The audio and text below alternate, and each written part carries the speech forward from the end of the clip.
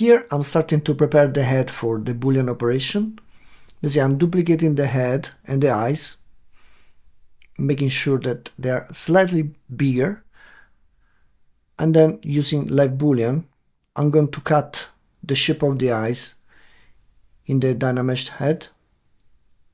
Here you can see in testing and doing the Boolean operation. It's very fast and very clean. You can see I have the shape of the eyes inside, otherwise it would be quite laborious to do. Here I'm smoothing the edges with a Smooth by Polygroups. It's an extremely handy tool to clean these kind of edges.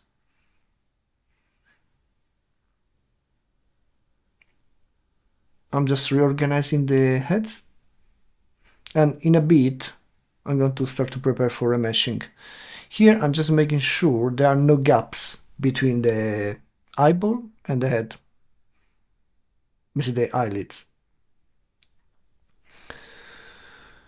Checking all the angles, and now I'm starting to do a little opening for the mouth, otherwise it would be really hard to work with this closed mouth.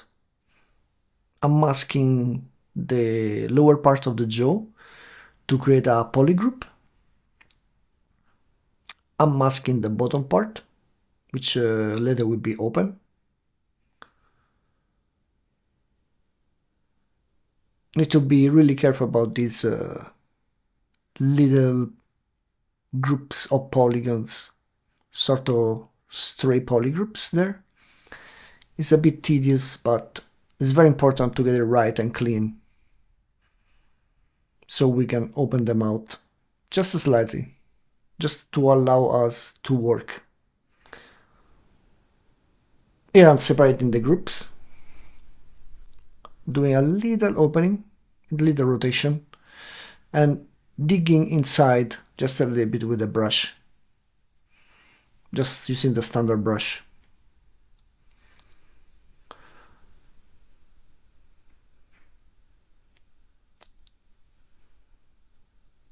Here I'm also creating a polygroup for the ear, and these polygroups will be really handy when I zero mesh the head, because I'm going to keep the polygroups, and that is going to create the correct flow of the polygons for me. Here I'm just carving a bit more inside, masking, and creating another polygroup.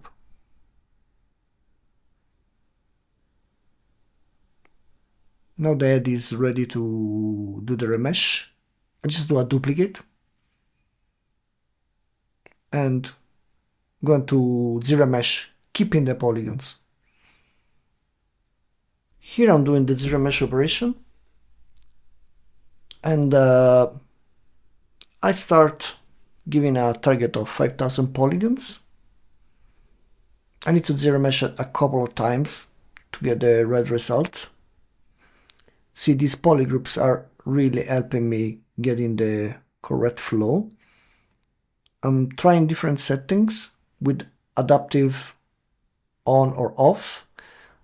Adaptive is really useful because create more polygons where is needed, where you need more resolution, and less polygons where you don't need. I'm going to polygroup the lower part of the head and getting rid of that part because we only need the exterior and not the interior of the neck.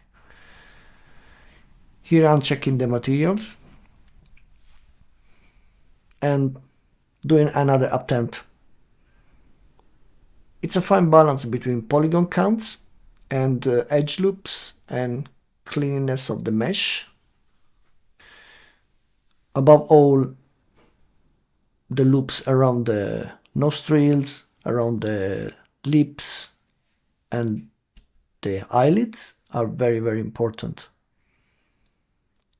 Usually I go 80% of the job in ZBrush, and then I finalize the head in Maya, so I re-clean all the areas that I need to clean and get rid of some polygons and clean some areas, making sure that the loops are correct. Here I'm now happy about the nostrils area. I'm going to mask and create another polygroup. This will give me the correct loops around the nostrils. I'm going to do a couple of uptents until I'm happy with the resolution. Here I'm masking again and doing the group again and smoothing by polygroups.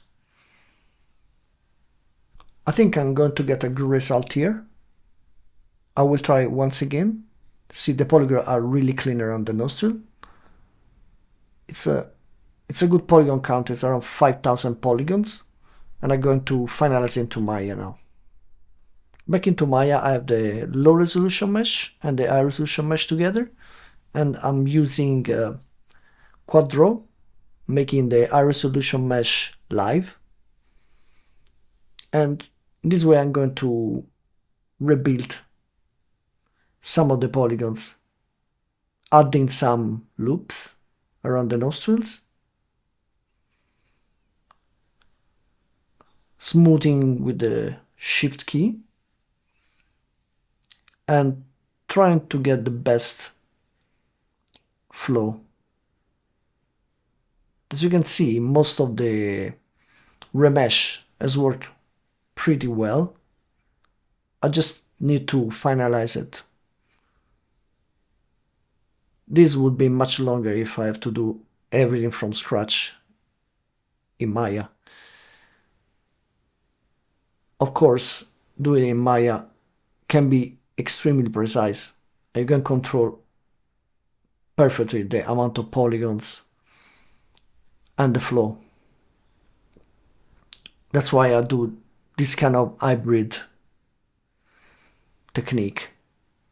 Some part in ZBrush and some part in Maya. That's a critical area, the corner of the mouth.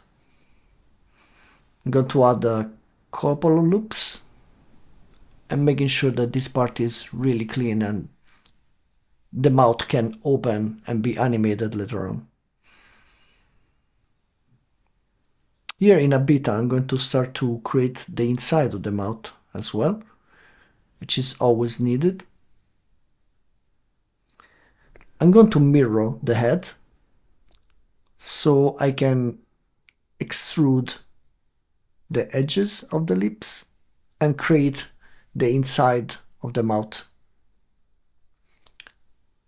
So here I'm going to select the inside and extrude. I'm going to extrude it a couple of times, especially because this mouth is really wide. You need to take care immediately of the corner of the lips. I'm going to delete half of the head again so I can work from the inside. Here I'm going to detach the interior from the outside so I can just work in the inside of the mouth now.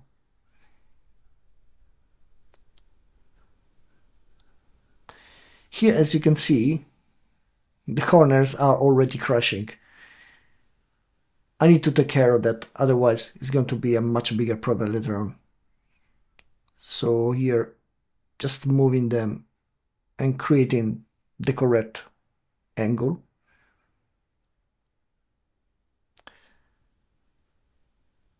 Here I'm again making sure that the corner of the lips are not crashing into each other.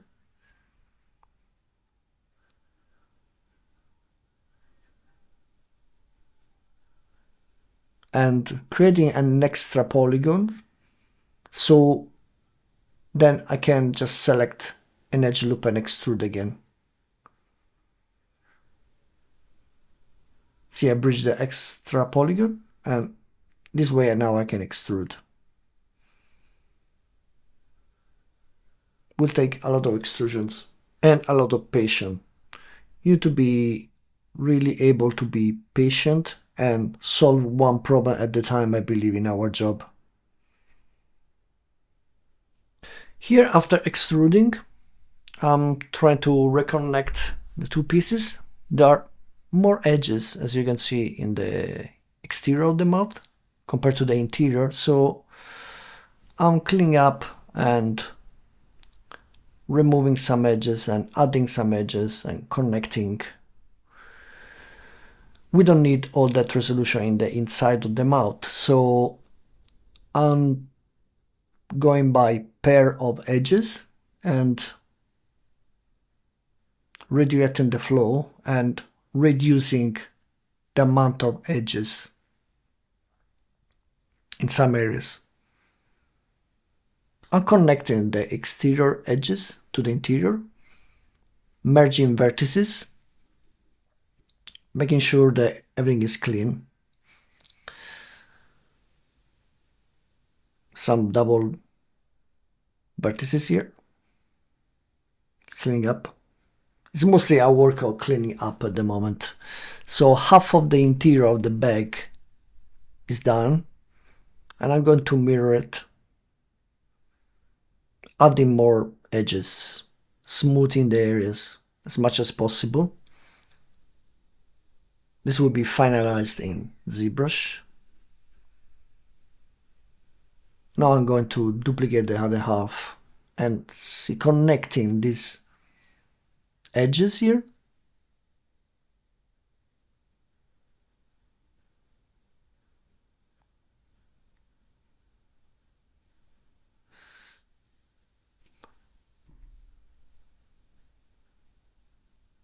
It's mirrored now and all connected. We just need to reconnect the inside of the mouth with exterior, checking that the loops are matching, adding an extra loop here.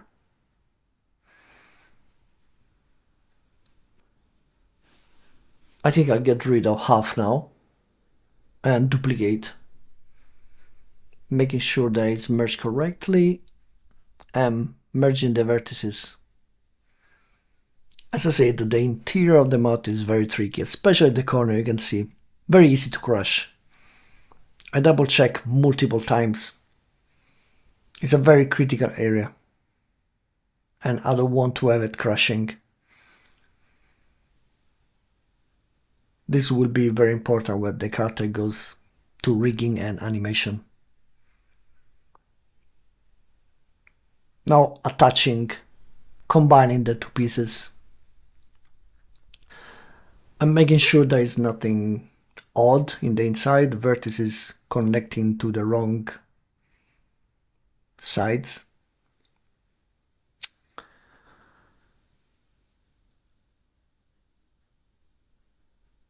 I'm moving slightly these polygon loops.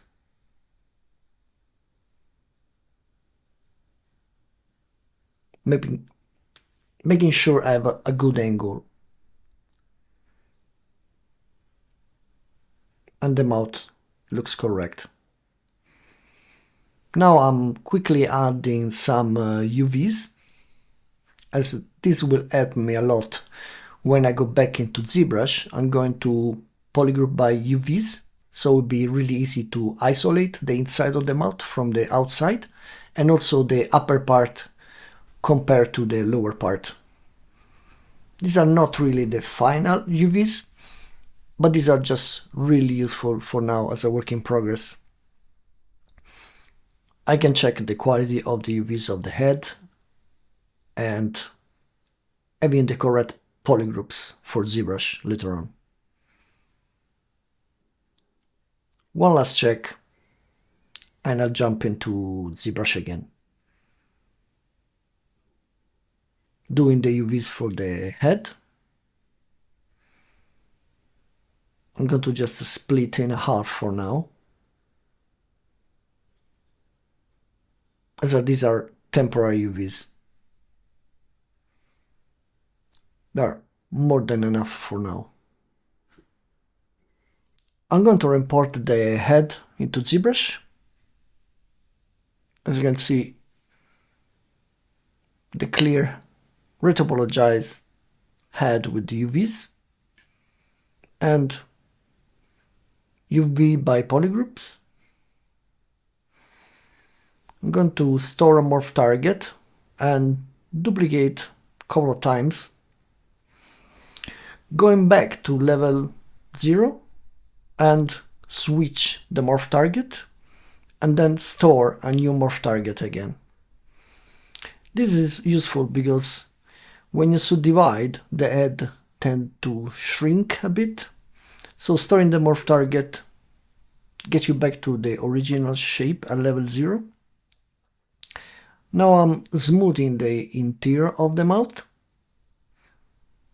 inflating slightly the corner of the mouth so they're not going to crash, and smoothing some of the interior, creating a really smooth mouth bag.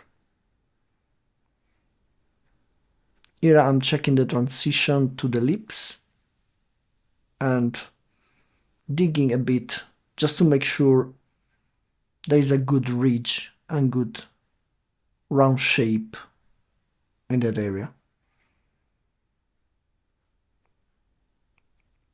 Using the clay buildup in subtraction, helping me to really reshape the interior very fast. Here I'm reshaping a bit the lips again and the interior of the eyes. There is a little crash in there, which I didn't like. Here creating a ridge around the palate of the mouth.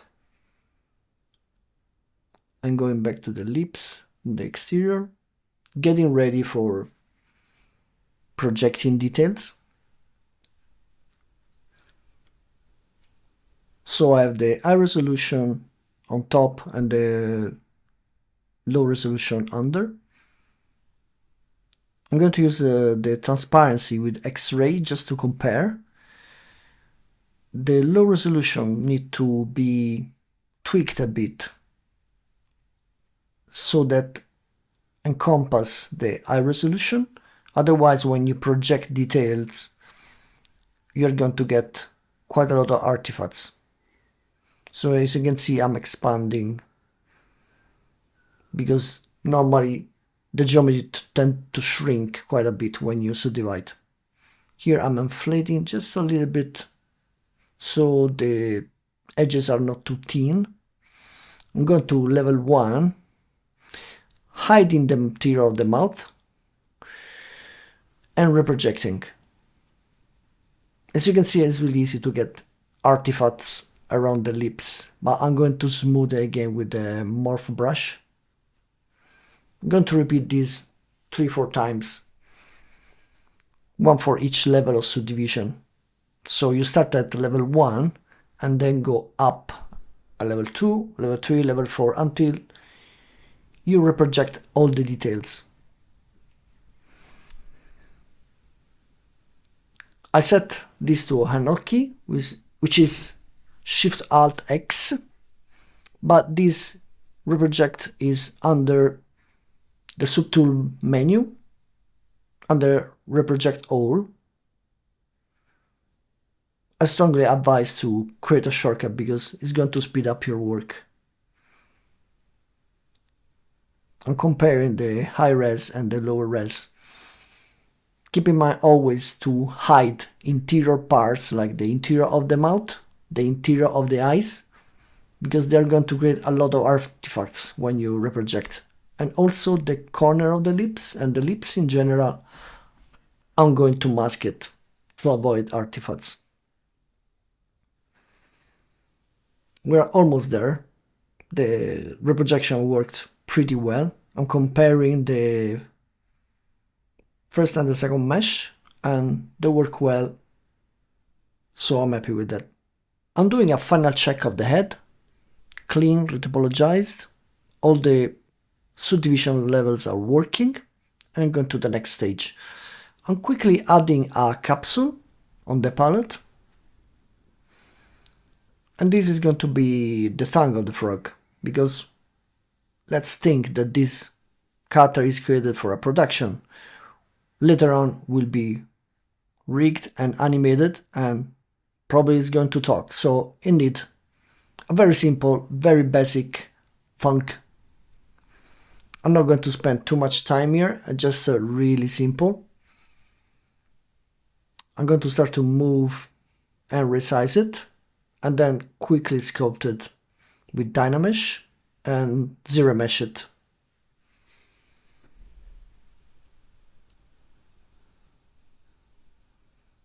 Here I'm Dynameshing, adding more shape, carving in a midline.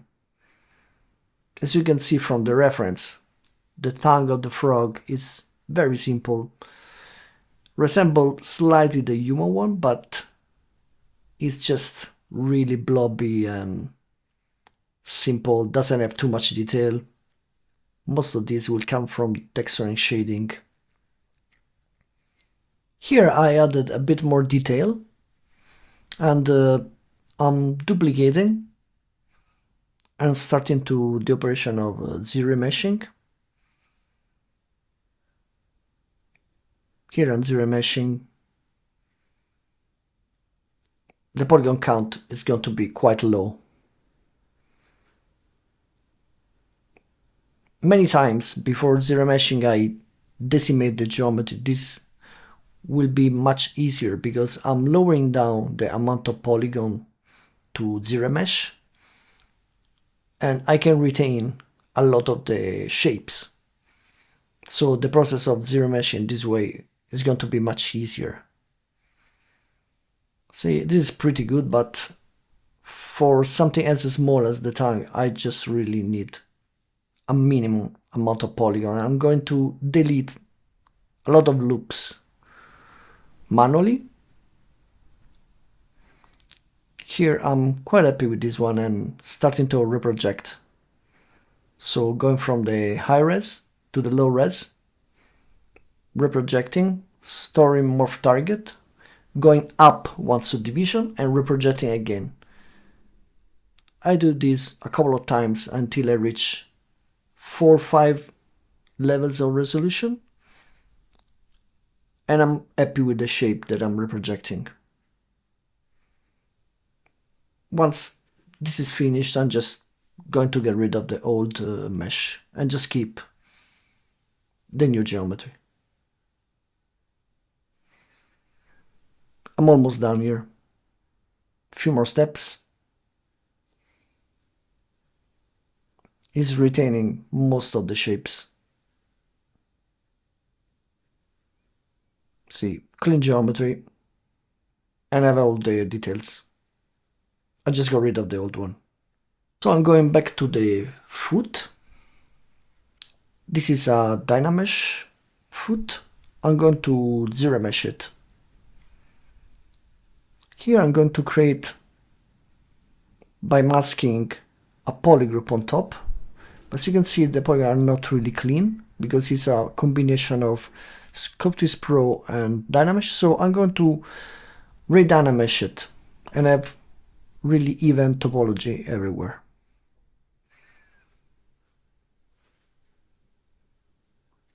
See, the polygroup are not really clean. Not happy with that. And I'm going to Dynamesh it again. Here, Dynamesh it. I like this one, is very clean. So I can mask the top part and create a polygroup.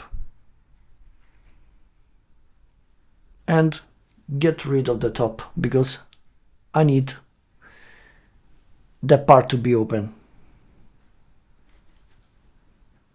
That's a masking here.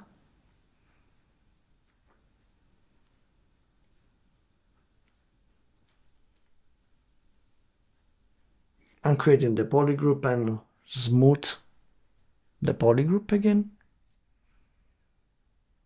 Now I get rid of it.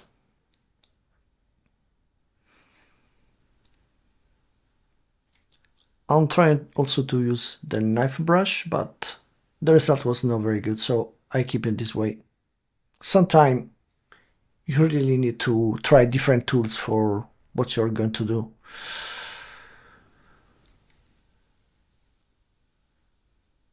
And use the tool that really works. Sometimes takes 2-3 attempts.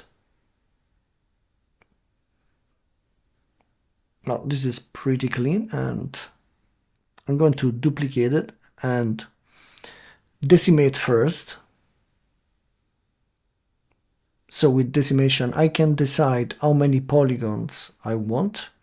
I start from 20,000 polygons and then duplicate this again and zero mesh it. I'm ready to zero mesh and doing a half. Sometimes I do a zero mesh and then half it a couple of times until I reach the resolution that I want. This is pretty good, but obviously we don't have exactly the same amount of edges to reconnect the foot and the main body. So I'm going to go into Maya and do the final step manually. Here I imported the foot into Maya and I'm detaching the last polygon loops from the leg, so I can work just concentrating on this part. I'm trying to make sure that we have the same amount of edges in the foot and the ankle of the character, so I can attach it and have just one piece for the whole body. Here is extremely handy to have the heads-up display on top on in Maya. I'm starting to snap the vertices. By holding V, I can snap 2 vertices and just moving into place. So I'm making sure that I'm having a correct flow and removing or adding some edges and reconnecting them to create a clean flow. So here there are too many. Usually I go by pair of 2 and I just reconnect to one of the vertices and then split in the middle. So I have clean quads and I can reduce easily the amount of polygons. Here one more cut, and as you can see the number of edges is matching. I'm going to merge it very soon, duplicate the foot and then merge it. Here, before duplicating, I'm doing some quick UVs. This is not really the final UVs, but for now they are more than enough.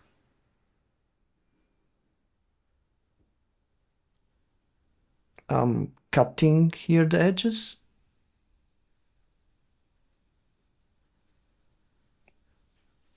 Separating the top from the bottom. And unfolding.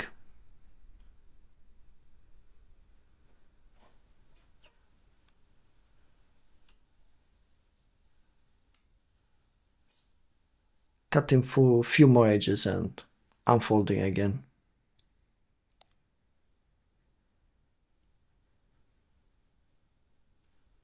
Here I'm double checking the UVs, checking that there are no stretching, and I'm going to mirror the geometry and also offset the UVs so they don't overlap, and making sure that they are in the correct UV space so they don't overlap the body. Optimizing the UV space for now. This is not by any means the final UV layout. I will check that once again at the end when I think that the model is ready and finished. I'm combining the feet with the body mesh now, and I'm I'm going to check also the vertices, that they are in the correct spot, so I can merge. Double check a couple of times, and now I'm merging the vertices, changing the threshold so that they all merge correctly, and I'm ready to go back into ZBrush again. I re-imported the mesh into ZBrush. Now, as you can see, this is all in one piece, the full body and the feet. And I'm going to subdivide it a couple of times to match the resolution of the body as sculpted before. So basically the advantage of this one is that we're going to have only one mesh with the body and the feet attached. I'm going to store a morph target and reproject at level 1, and then go to level 2 and repeat again.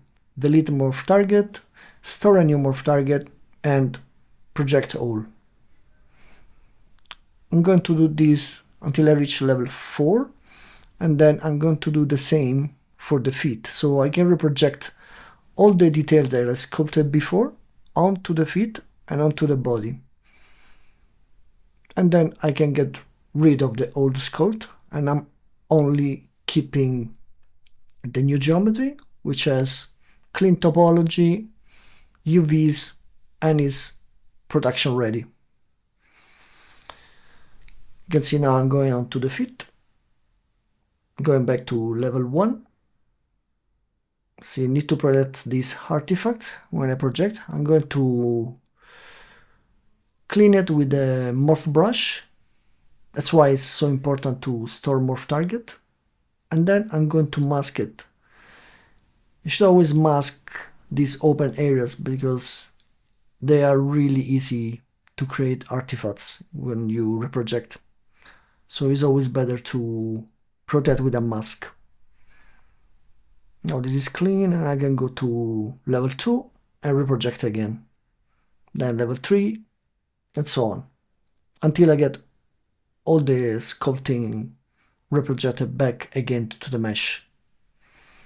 So as a result, now we have all the details have been reprojected, and we have a clean topology, and we are, I believe, ready to go in Marvelous Designer.